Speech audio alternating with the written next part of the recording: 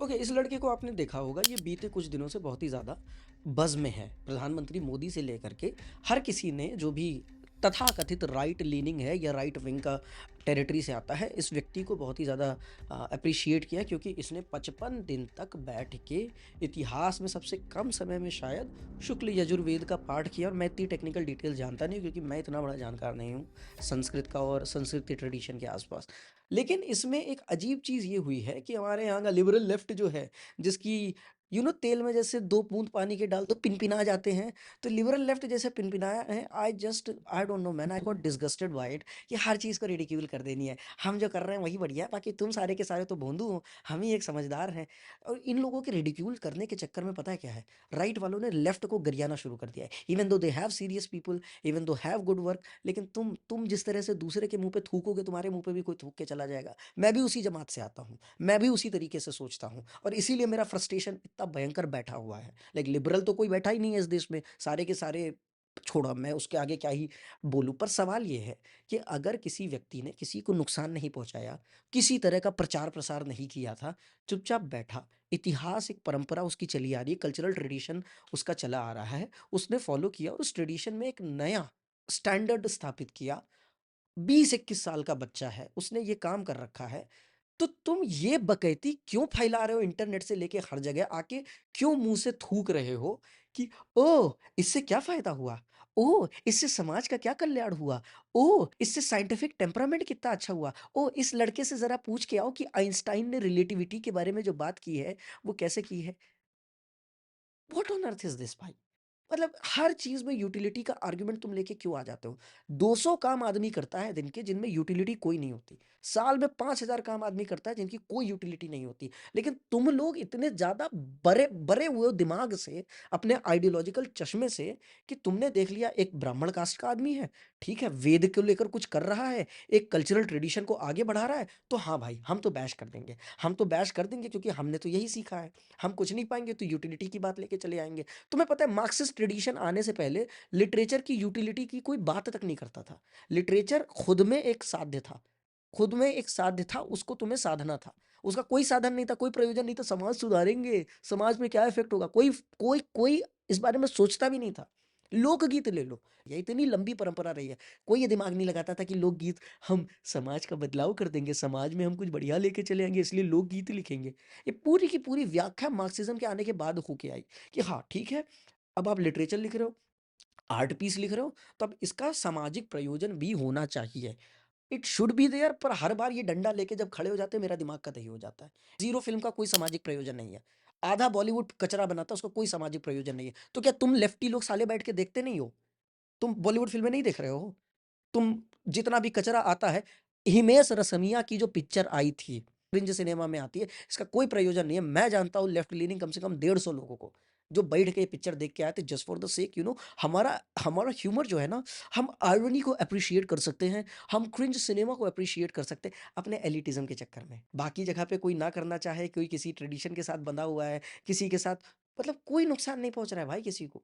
लेकिन नहीं, हमें तो लपेटना है। क्यों लपेटना है? क्योंकि हम रिएक्शनरी चुनूने हैं। 2 बूँद पानी डालोगे तो हम तमतमा जाएँगे, तो तमतमाओ भाई, बढ़िया है, तमतमा लो। मुझे एक चीज़ बताओ, बहुत ही प्यारी बात जो है किसी ने लिखी थी ट्विटर पे, I don't remember, I think it was Deepali Agarwal और समवन। भाई एक चीज़ बताओ, and she is upper caste, ठीक है, हाँ, तुम ये आर्गुमेंट भी लेके आ जाओगे कि वो अपर कास्ट इसलिए ऐसी बात करेगी। Okay, I get it. पर मुझे एक चीज़ बता, माउंट एवरेस्ट पे लोग चढ़ते हैं, माउंट एवरेस्ट पे चढ़ने वालों का क्या प्रयोजन है बताओ? समाज का क्या भला हो जाता है? तो क्या तुम हर बार जब कोई अपने अचीवमेंट्स आके लगा के जाता है, तो तुम लपेट देते हो, "हे! क्या कर रहे हो? इससे समाज को क्या भला हो रहा है? माउंट एवरेस्ट पे चढ़ के साइंटिफिक टेम्परामेंट कहाँ डेवलप हो रहा है? देश के युवाओं में साइंटिफिक टेम्परामेंट होना चाहिए।" नहीं करते ना। पहली चीज़ ये हो गई। कुछ चीज़ें साध्य हैं। उन पे तुम्हें देखना ही पड़ेगा कि हाँ, चलो किसी ने एफर्ट मारा है। अब ये आदमी प कर रहा था, ये बच्चा 55 दिन के लिए इसने बैठा, 12-12 घंटे बैठ रहा था। इसने ये चीज़ कंप्लीट की, which is a magical number. 55 दिन में इसको कंप्लीट करना, it was a very cognitively demanding task. Cognitively, physically भी 12 घंटे रोज़ बैठना तुम्हारे बस की नहीं है।